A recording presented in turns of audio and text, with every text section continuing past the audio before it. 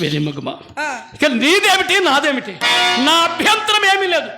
నన్ను గంగలో ఉరకమను, కన్నులు మూసుకొని ఉరకదా. అవునులే, ముందు 40 లక్షలు పోతాయి కదూ. అదే,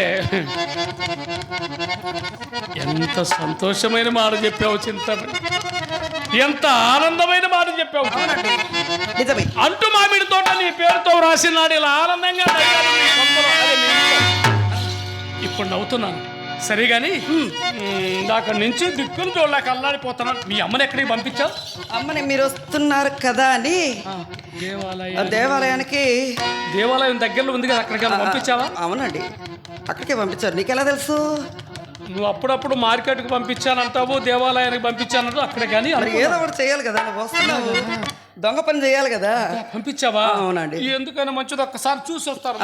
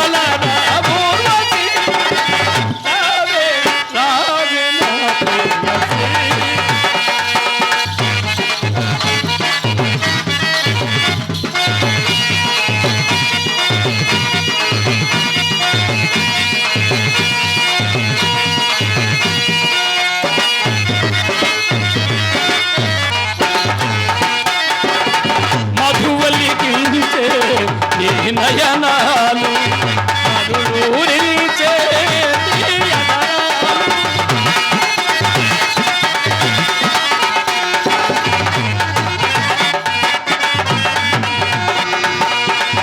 మధువలికించే నయనాలు మరులూరించే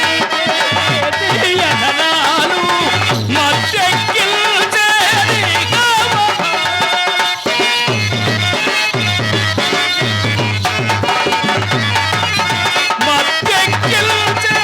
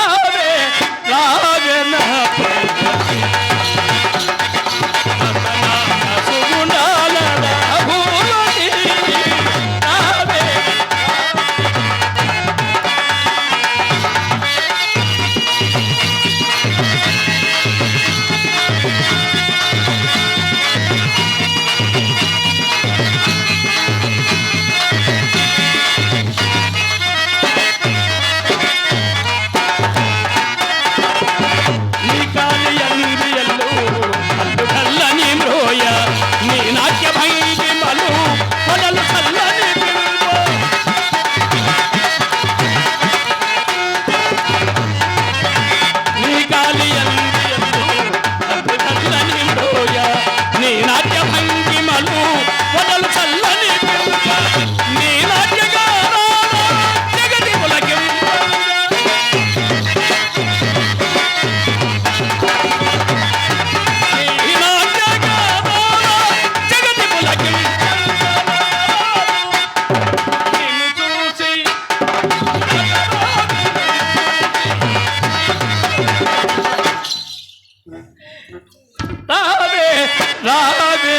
ప్రేయసి గగనాల సుగుణాల నామూర్తి నాదే నాదే మన ప్రేయసి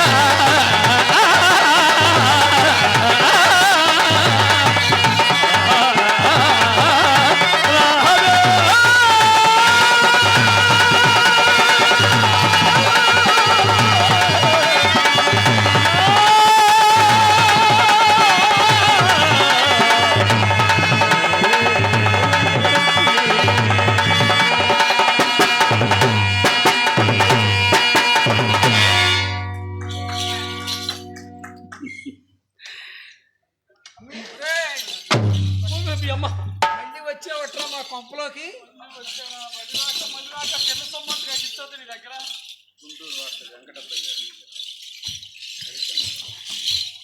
గుంటూరు వాస్తవ్యులు వెంకటప్పయ్య గారు నా కళను దీవించి నన్ను ఆశీర్వదించి 200 రూపాయల బహుకృతిగా సమర్పించారు. వారిని ఎల్లవేళలా ఆ కళామ తల్లి వారిని దీవించి ఆశీర్వదించునుగాక అని మనస్ఫూర్తిగా వేడుకుంటున్నాను. వారికి మా కళాభివందనాలు తెలియజేస్తున్నాను.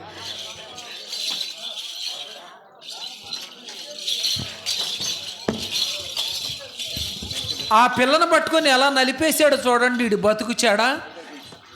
ఏనాయనా గంగలో దుకుతావా? నీలాంటి కొంపల ముంచే పెద్ద మనుషులు దేశంలో చాలామంది ఉన్నారా. వాళ్ళలో ఒక్కడిని పట్టుకొని దూకరా, మిగతా విధవలందరికీ బుద్ధి వచ్చుద్ది.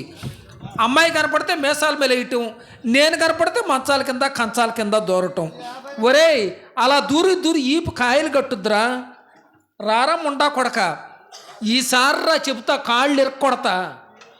నా జోలికి వచ్చావంటే మందులే రోగం వచ్చి నాశనం అయిపోతావు ముండా. ఈడు ఎదరకు రారా ముండా కొడక, ఈడు వెనక పనోడండి. ఈడు ముండా కొడుకు. సుబ్బారావు గారు కమిటీ చేత కొట్టిస్తా ముండా నా జోలికి వచ్చావని. దేశానికి పనికొచ్చే మహానుభావులు ఎందరో పోతున్నారు, వీడు మాత్రం ఏ సైకిల్ కిందన్న పడి సాహొట్లా. పొట్లపాదుకు బొచ్చు పురుగు పట్టేట్టు పెట్టాడు నా కొంపలో.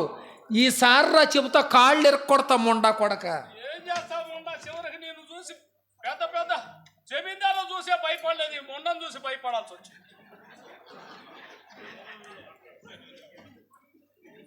పోయింది ముండ.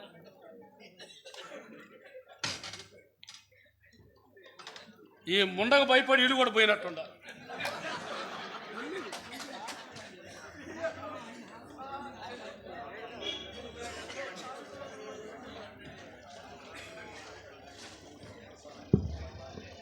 మరి అట్లాగే మన పొత్తూరు వెంకట సుబ్బారావు గారు ప్రతిరోజు కళాకారులను సత్కరించుకోవడం ఆనవాయితీ కనుక ఒక 2 నిమిషాలు ఆ కార్యక్రమంలో పూర్తి చేద్దాం. మరి ఈనాటి బిలమంగళ పాత్రధారి డిఎస్పీ రావు గారు వేదిక మీదకి రావాలి. బిలమంగళ పాత్రధారి డిఎస్పీ రావు గారు, అట్లాగే ఇప్పటివరకు మనల్ని మైమరిపించినటువంటి భవానీ పాత్రధారి రామాపురం వెంకటేశ్వర